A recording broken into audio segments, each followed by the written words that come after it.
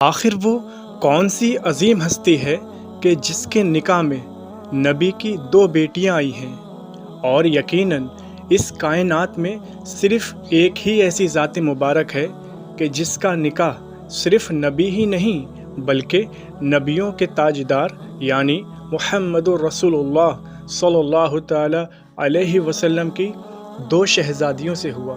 آخر وہ عظیم ہستی کون ہے؟ کیا نام ہے؟ آئیے جانتے ہیں۔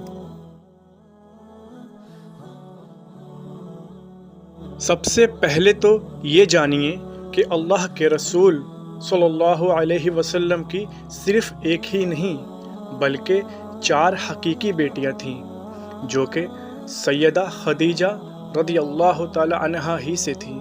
دراصل سیدہ خدیجہ رضی اللہ تعالی عنہا کے 2 نکاح سرکار سے نکاح کرنے سے پہلے ہو چکے تھے۔ پہلا نکاح عتیق نامی شخص سے ہوا تھا اور اس سے ہندہ نامی صرف ایک بیٹی تھی۔ پھر آپ کی دوسری شادی ابن زرارہ نامی شخص سے ہوئی اور اس سے آپ کے 2 بیٹے ہوئے۔ یہ آپ کی وہ اولاد ہے جو پہلے 2 شوہروں سے تھی، ایک بیٹی اور 2 بیٹے۔ پھر سیدہ خدیجہ رضی اللہ تعالی عنہا کا نکاح نبی پاک سے ہوا اور اللہ نے آپ کو 2 بیٹوں اور 4 بیٹیوں سے نوازا۔ بیٹوں کے نام حضرت قاسم اور حضرت عبداللہ ہے۔ ویسے سرکار کے ایک شہزادے اور بھی تھے جن کا نام ابراہیم تھا، مگر وہ سیدہ خدیجہ سے نہیں بلکہ سیدہ ماریہ قبطیہ رضی اللہ تعالی عنہا سے تھے، اور یہ تینوں شہزادے بچپن ہی میں انتقال فرما گئے تھے۔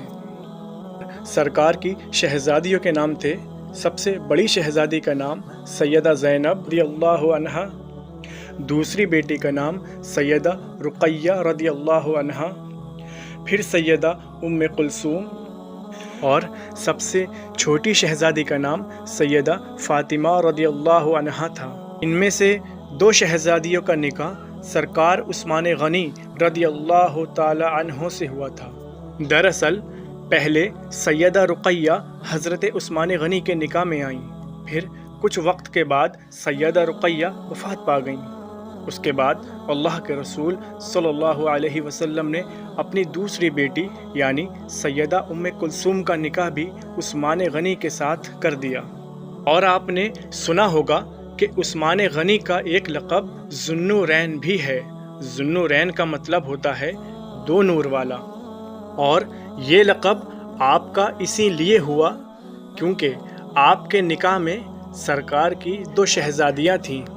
اور امام اہل سنت کا قصیدہ نور کا وہ شعر تو بہت مشہور ہے: نور کی سرکار سے پایا دوشالہ نور کا، ہو مبارک تم کو ذوالنورین جوڑا نور کا۔ رافضی اکثر یہ وسوسے ڈالنے کی کوشش کرتے ہیں کہ جب 4 بیٹیاں تھیں تو پھر پیارے آقا باقی 3 کو مباہلے میں کیوں نہیں لے گئے؟ تو یہ بات اچھی طرح سمجھ لیجئے کہ مباہلہ 10 ہجری میں پیش آیا، جبکہ سرکار کی باقی تینوں شہزادیاں 10 ہجری سے پہلے ہی وفات پا چکی تھیں، اور بیٹے تو بچپن ہی میں انتقال فرما گئے تھے۔